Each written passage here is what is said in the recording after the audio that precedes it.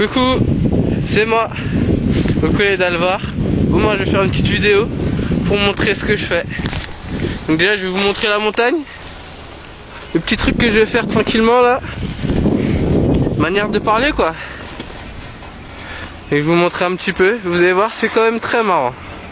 Il y a une petite pluie sur la droite aussi. Je pense que je vais prendre celle-là. Elle a l'air d'être plus marrante. Même si j'irai moins vite.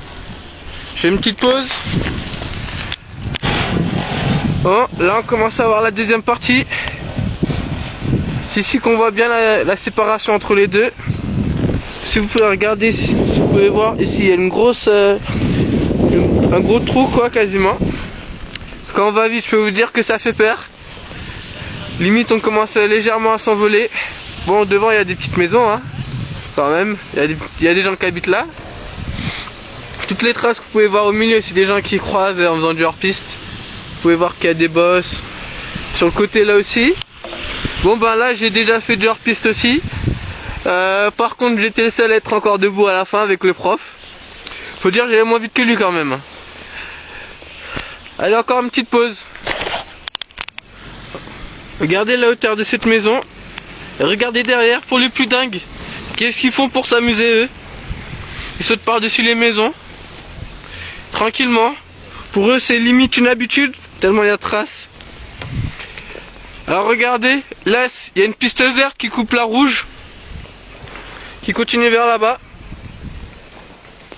Et maintenant voici le mur. Voilà comment tout le monde l'appelle.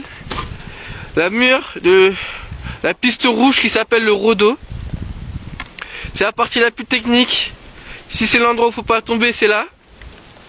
Après en général dans les autres parties en bas, dans les autres secteurs, ça va un peu plus vite et il y a beaucoup plus d'espace et il y a beaucoup moins de bosses que là. En bas c'est beaucoup plus de relief. Et là sérieusement si on se rate et qu'on prend trop de vitesse et que au croisement entre la piste verte et la piste rouge, on peut vraiment faucher quelqu'un et ça peut aller très loin. Alors voilà, vous le voyez bien, le panneau numéro 10 de la rouge. Bon, pour information, les deux pattes dans une main et l'autre main sans gants. Première fois que je le fais et en filmant. J'ai essayé de vous montrer quelques petits dérapages. Allez, c'est parti.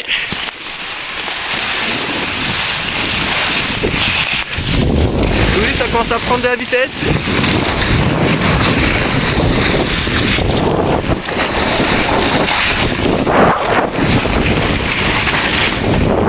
On est même perdu dans la capuche.